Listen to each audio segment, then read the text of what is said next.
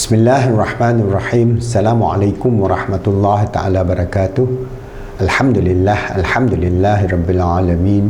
Wassalatu wassalamu ala syarafil anbiya wal mursalin wa ala alihi wa sahbihi ajma'in.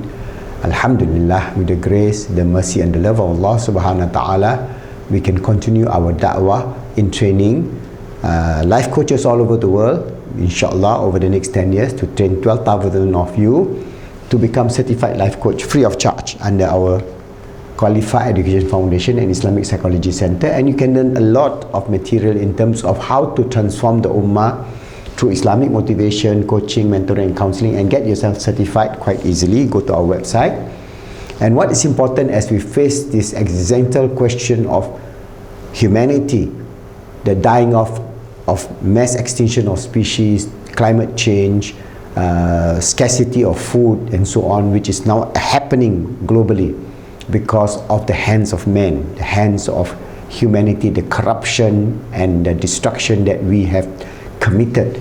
All right, we have to shift the whole mindset of the ummah to be in alignment to the intrinsic holistic integration of a holistic civilization that is based on the Qur'an and the Sunnah, which is what Islam is all about. So we have explained to you that we do research, and now I'm trying to do research on the heart of Islam, which covers all areas of this Islamic psychology research. And in the previous video, I explained to you how atheistic materialistic life and civilization is causing the destruction of human civilization in the 21st century. If we are not careful, this 100 years will be the last 100 years of the existence of humanity on this earth. This Qiyamah, whether it's Qiyamah Sugra or the bigger Qiyamah, whichever that Allah has ordained upon. But we have time. According to the Intergovernmental Panel for Climate Change, IPCC, we have about, inshallah, 10 years for us to rectify so that we can avoid this calamity that is so destructive. It is beyond human imagination. Alright, so I've explained to you how since the day that Allah created humanity and gave us this consciousness, the ability to think, we have this inner speech in which we can then differentiate between what is good and bad, and then we have the free will to exercise our existence on this earth. We are not just a mere physical being, we are a spiritual being living temporarily in a physical realm as ordained by Allah, as a school of learning, a school of experiences, experiential learning. So even for the Indian civilization, the Chinese civilization, the Mesopotamian civilization, all the traditional value system, they have this understanding of the awe and the grandeur of the Creator who put all beings into existence, and they have understood the whole integration of the self within the framework of nature. That is, some they call it good earth, mother earth, and how they live in eco-balance with all creation that Allah has blessed on this planet Earth, this teeny weeny little rock that has no actual value except the value that's ordained by Allah. So when Islam came, it brought about these higher values of how we can be an integrated human being, exercising our full potential in terms of our consciousness, the spiritual, emotional, mental, physical self, all integrated as one complete balanced package to be the steward on this earth, to look after all the creatures. We are looking after everything, but not to destroy, not to harm them, but we are taking the wrong direction. That's why Islamic civilization brings up here, but then the Dark Ages, the colonization in the 15th to 18th century, the 19th to 21st century greedy civilization of fossil fuel, burning coal, gas, oil, diesel and so on. Finally, we reach this climate change in which the carbon dioxide level from that had never happened for more than 1 million years, 280 part per million, now is more than 415 part per million, which never existed on this planet Earth based on the ice core record for the last 100 million years. So you can imagine what kind of destruction that we are doing by just burning, digging, burning, and then we destroy the whole atmosphere. So this human-induced climate change, the sixth mass extinction, scientists has predicted if nothing is being done, the year 2010, that is 80 years from now, we all be gone. So we have 10 years. So how are we going to understand this? And how are we going to understand this from the perspective of Islam? Because Allah has predicted this. There is in the Qur'an many verses on the need to take care of the ecological balance of this earth and not to cause destruction or corruption with our own hands. So I'm going to recite to you a verse of the Qur'an from Surah Rum, verse 30 to 41. A'udzu billahi minasyaitonir rajim. Bismillahirrahmanirrahim. Zaharal fasadu fil barri wal bahr bima kasabat aydin nas liyuzikahum ba'dalladhi wa'amilu la'allahum yarji'un.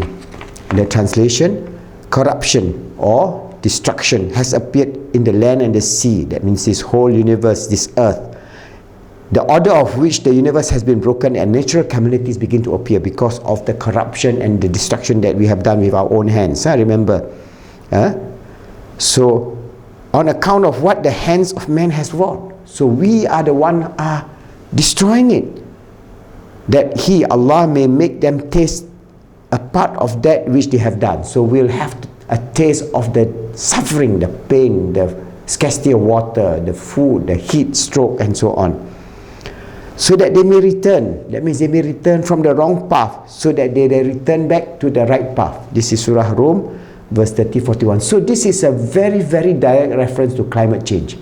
Imagine 1400 years ago, this was revealed to our Holy Prophet Muhammad sallallahu alaihi wasallam. He's unlettered, he cannot read and write. He's only, when the wahyu came, the revelation came, he just recite and the scribe write it down.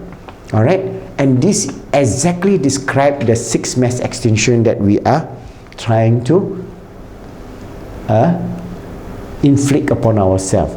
Humanity is inflicting upon our children, our grandchildren, our great-grandchildren, to the extent that it can be a qiyamah of climate, a destruction of all known being on this earth, except for maybe for small beings like cockroaches or amoeba or bacteria or virus. So this is a dire warning, and this is from the Qur'an Kareem. So Allah tells us that our hands has worked this destruction, so it is our duty now as a steward and as the Khalifa of Allah to reverse. And how to reverse? We must all get together.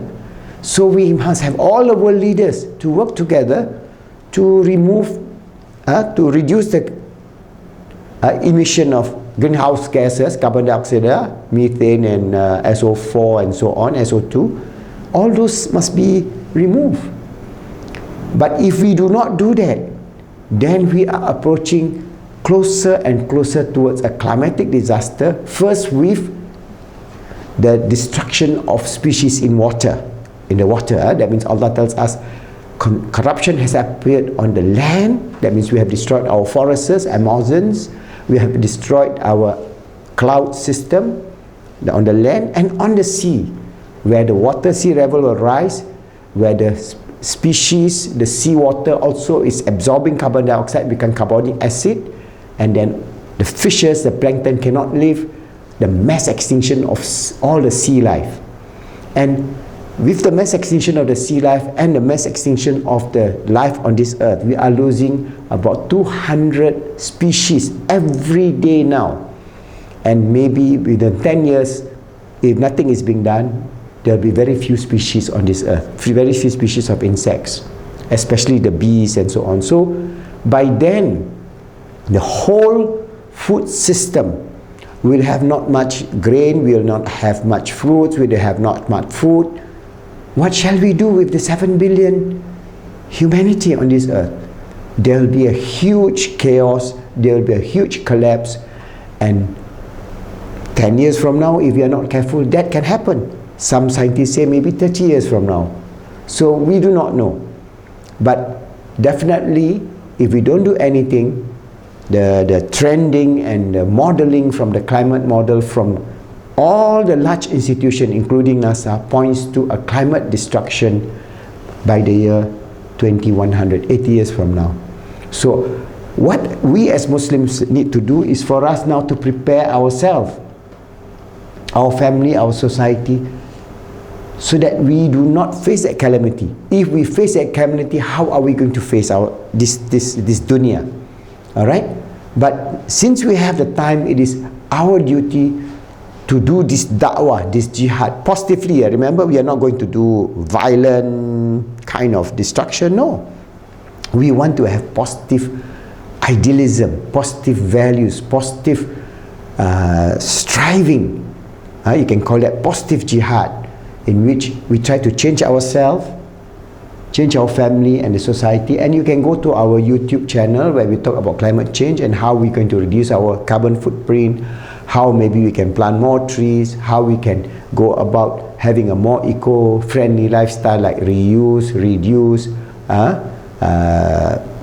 and reduce and reuse and recycle. So many of the things that we can do, that at an individual level we will train our family, and then we reduce the wastage of food, because then food will be so precious 10 years, 20 years from now. All these things are preparation for us to avoid a calamity that might happen. If Allah wills that that calamity is being postponed because we take the right action, most important is for us to seek the mercy, the forgiveness from Allah subhanahu wa ta'ala, dua, and try to do our best, because it is only His will that will then cause this prediction. Even though the scientific data, alright, the scientific data here is so detailed now, because of the modeling using supercomputers. They know exactly when the ice in the North Pole is going to be, in Arctic is going to melt, when the ice in Antarctica is going to melt, what are the level of sea rises, and so all those are modeled into factor, and all these things point to the key that we human beings have destroyed the eco-balance of the atmosphere, eco-balance of this earth, eco-balance of the sea, and we are heading towards a calamity never experienced by humanity since our existence of the time of Nabi Adam alayhi salam. So may Allah protect us, may Allah guide us, may Allah save us from this calamity. And it is the duty of every Muslim to pass on this message of how we can help shape a beautiful new holistic civilization based on the deen of Islam, and based on the belief in Allah, and based on love. Islam as based on the heart of love, that we love our fellow Muslims and non-Muslims, humanity as large, all the creatures on this earth, living together in peace, in harmony, in coexistence, in love, knowing that we are the steward of Allah on this earth, always striving to make ourselves good, helping others to be good, and making the world good, inshallah.